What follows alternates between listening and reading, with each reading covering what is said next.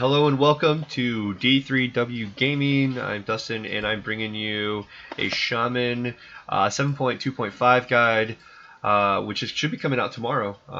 Tomorrow being 6/13/2017. I found the lovely list on Wowhead that has our changes. Enhancement Shaman's getting a lot of changes. Elemental Shaman's getting a lot of changes.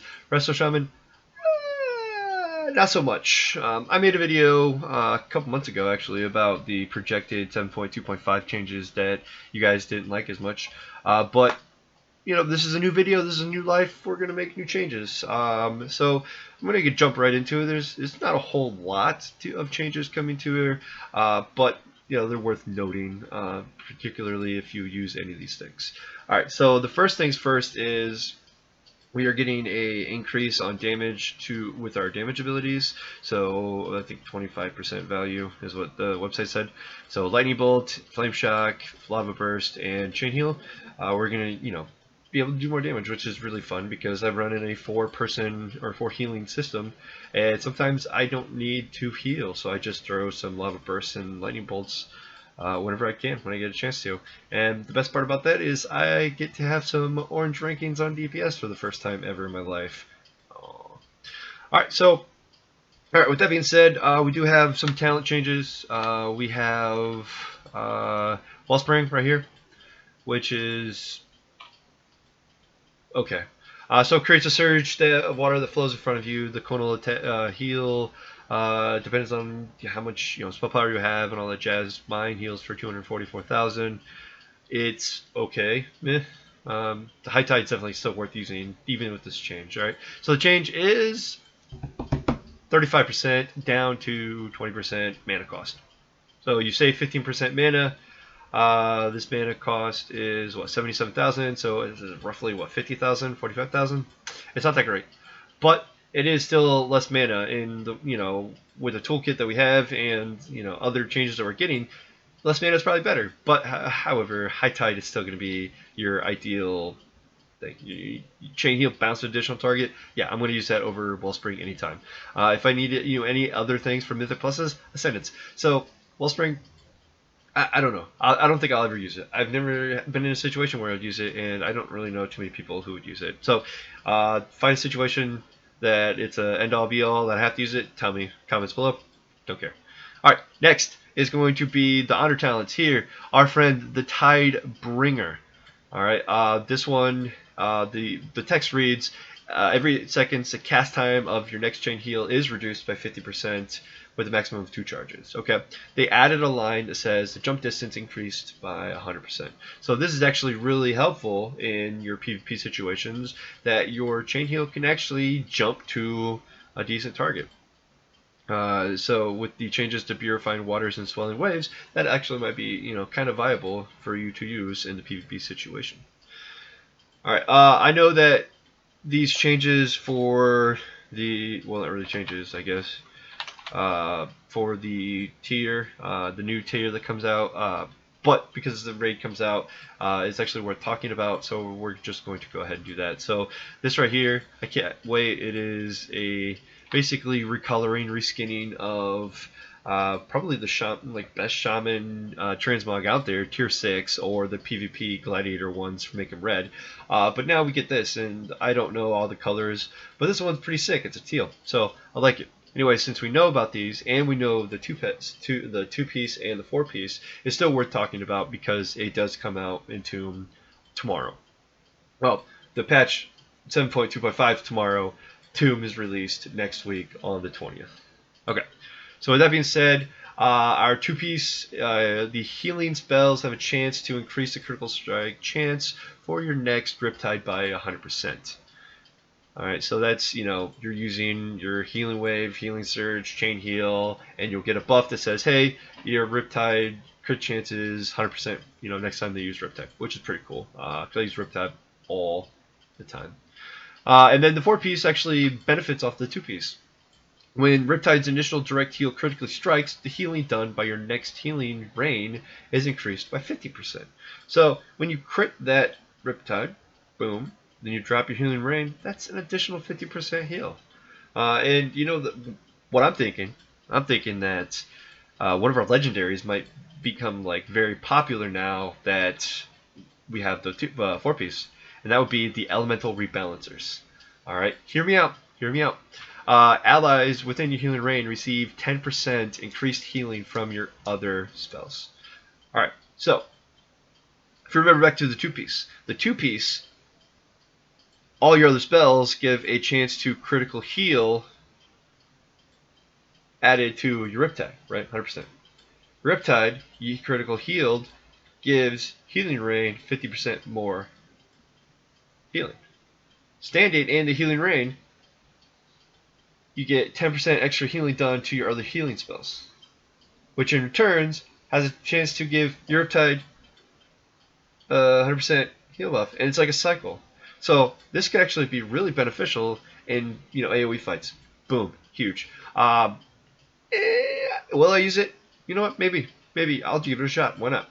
What's gonna happen, right?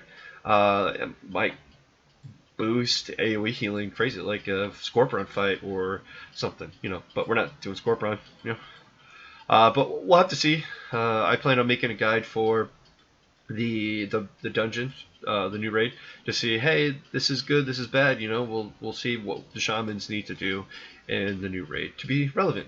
So just a thought, elemental rebalancers, please come back to me. Comment, tell me about why this is a bad idea, why it sucks, why it's terrible. Do it. I dare you to try. All right. Anyways, we're going to bounce off of the 2-piece. We're going to jump back into PvP changes. I am not a PvPer. I do not know much about PvP other than the fact that I suck and people kill me. But there are some people out there who are PvP gods. C-Doob is one of those people, and he'll probably tell you a better PvP video for these changes. But I do have a little bit of knowledge about that, so I'll share it with you. Then you can just troll me all you want and go see somebody else's video. I don't care. But for the PvP changes, there's a lot of them, and it's worth noting that I think that shamans are getting a huge buff in PvP. All right, so first off, when I say shamans are getting a huge buff in PvP, I'm going to read you the nerfs that we're getting. Purifying Waters is a 40% healing reduction from the healing Purifying Waters. All right. So whenever you successfully heal or successfully purge a target or you are dispelled, you are healed for 5% of your total health. That's being reduced by 40%, so that takes that 5% down to 2%. So it's not that big of a change, but I mean it's still a nerf. And then the next one would be Swelling Waves. When you cast a healing surge on yourself, you are healed again for the same amount for 3 seconds later. This is actually reduced in half, so it's no longer 100%. It's 50% of that heal, which is still good, but it's not like the 100% heal after 3 seconds. So that really saved your ass sometimes. Getting wrecked and then you get a healing surge off, and then boom, 3 seconds later you get it again. So that kind of makes this row pretty even for use, and I think that I would use Tidebringer. Not to mention, please don't look at this and say, "Oh, that's a terrible build." I haven't PvP'd. I just gotta pick these talents when the UI tells me, "Hey, you have new talents," or whatever. But now, I would definitely, if I were to PvP, I would probably go with Tidebringer because you get that extra that healing jump increased. I mean, it's worth using. I'd do it. Why not? That or Purifying Waters, but whatever. All right, so next, the templated critical strike increased from 50% to 120%, which is really nice. The template versatility increased from 130 to 140%, so that's nice. And then the Earth Shield is probably the biggest one here. Alright, so it protects the target with an earthen shield, reduces all damage to the targets received by 50%, and causes targets to be healed for 244,000, or whatever your spell power is, your heals, all that stuff. When they take an attack equal to 8% of their total health with 3 charges. The change for Earth Shield is that it is no longer 8%. It is now 4%, so it takes less damage for Earth Shield to tick. So that's nice. With that being said, you have 1 more charge. So you have 4 charges instead of 3 charges. So that's huge, especially when it comes to, the fact that they cut it down in half and then added a charge. It doesn't take as long for you to get that healed. So I think that's overall a perk. Honestly, I think it is. Okay, now we got a couple of, just boosts to some abilities. Healing Stream Totem now heals for an additional 40% in a PvP situation, which is nice. It was 10%. Riptide heals for an additional 30% in PvP situations, which is also nice. Because Riptide is still going to be, a situational heal that you're going to use all the time.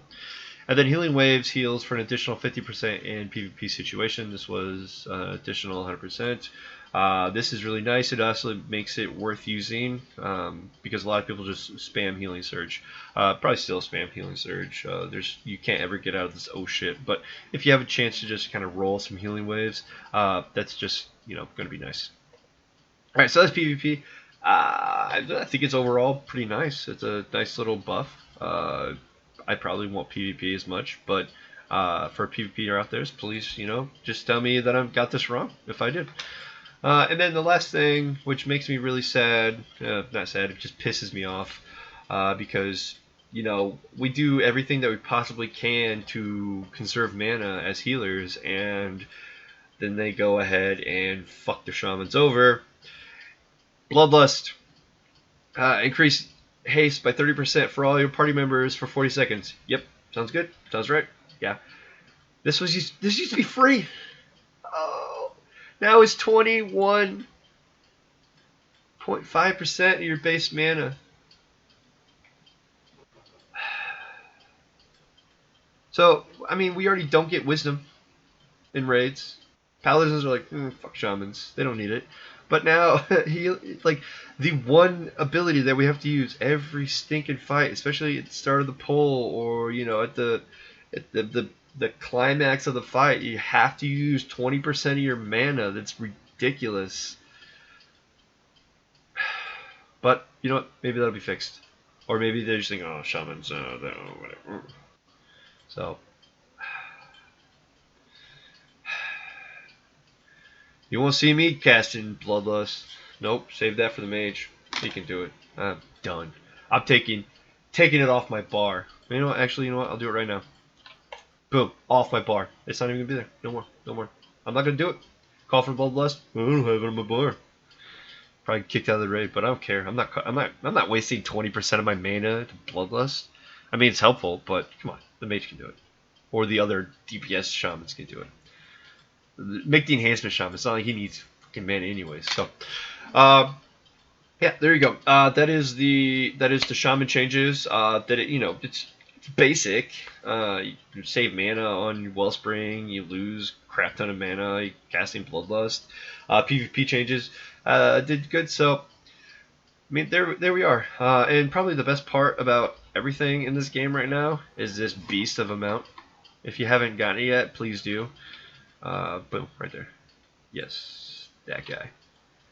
I love it. Love it so much. So yeah, there you go. Enjoy. Please let me know in the comments below what you think. You can shit on me all you want. I don't care. Alright, so thanks guys for watching. Have a good day.